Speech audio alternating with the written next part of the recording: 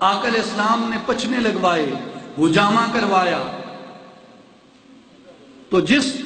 آدمی نے، جس لڑکے نے حجامہ کیا، اس نے آقا علیہ السلام کے خون کو جس برتن میں جمع کیا تھا، جب پچنے لگ چکے، جب وہ خون مصطفیٰ،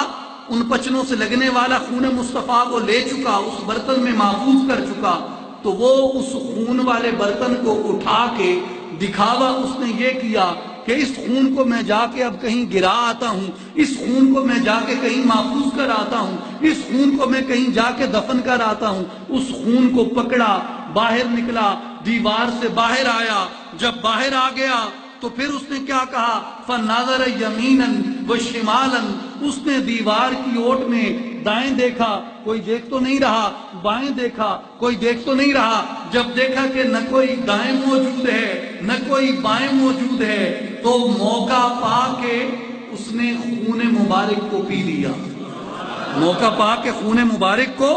پی لیا۔ جب وہ واپس آیا، فَنَظَرَ النَّبِيُّ فِي وَجْهِهِ فَقَالَ وَيْحَكَ مَا صَنَعْتَ بِالدَّمِ، آقا علیہ السلام نے اسے اس کے چہرے پہ دیکھا تو چہرے کے کچھ تاثرات ایسے تھے، چہرے کے کچھ تاثرات بدلے بدلے سے تھے، چہرے کے تاثرات بدلے بدلے سے تھے، رعنائیاں نکھر گئی تھی، انوار بڑھ گئے تھے، جمال بڑھ گیا تھا، نور بڑھ گیا تھا، زیبائی بڑھ گئی تھی،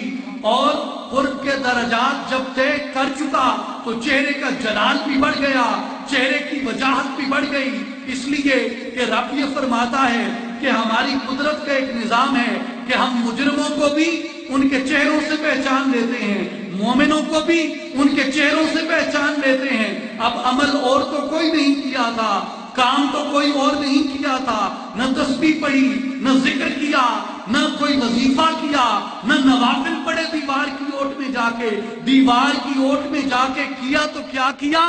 خون اقدس کو پی لیا۔ جب واپس آئے تو انوار بڑے ہوئے تھے، جمال بڑا ہوا تھا، رنگت نکھری ہوئی تھی، زیبائی آئی ہوئی تھی، جلال نمایاں تھا، رب کی قربت کا، ایمان کا، ایقان کا، یقین کا، تقوی کا درجہ چہرے سے بڑا ہوا لگ رہا تھا۔ آقا علیہ السلام نے مسکراتے ہوئے فرمایا میرے خون سے کیا کیا ہے؟ مسکرا کے پوچھا میرے خون سے کیا کیا ہے، میرے خون کا کیا بنا؟ تو وہ کہتا ہے کہ یا رسول اللہ وہ دیوار کے پیچھے میں نے غائب کر دیا، وہ میں نے دیوار کے پیچھے غائب کر دیا ہے۔ آقا علیہ السلام نے فرمایا این غیبتہ، کہاں غائب کیا ہے؟ کیا کہا؟ این غیبتہ، ذرا بولو تو، کہاں غائب کیا ہے؟ اگر دیوار کی اوٹ میں گرایا ہوتا تو جمال دیوار پہ چڑھا ہوتا، اگر کسی درخت کو دیا ہوتا تو پھل درخت کو لگا ہوتا، اگر کسی گھاس پہ ڈالا ہوتا تو انوار گھاس سے نکلتے۔ میرے صحابی نور تیرے چہرے سے نکل رہا ہے، غائب کہاں کیا ہے؟ صحابی نے عرض کی کہ یا رسول اللہ صلی اللہ علیہ وسلم، آپ کے خون اقدس کی حرمت کا تقاضا تھا، ادب کا تقاضا تھا کہ میں نے اسے اپنے پیٹ میں گم کر دیا ہے، میں نے اسے اپنے پیٹ میں گم کر دیا ہے۔ آقا علیہ السلام نے فرمایا قال اذهب فقد احرزت نفسك من النار، آقا علیہ السلام نے فرمایا ارے تجھے مبارک ہو، تو نے جہنم کی آگ کو اپنے اوپر حرام کر دیا، جہنم کی آگ کو اپنے اوپر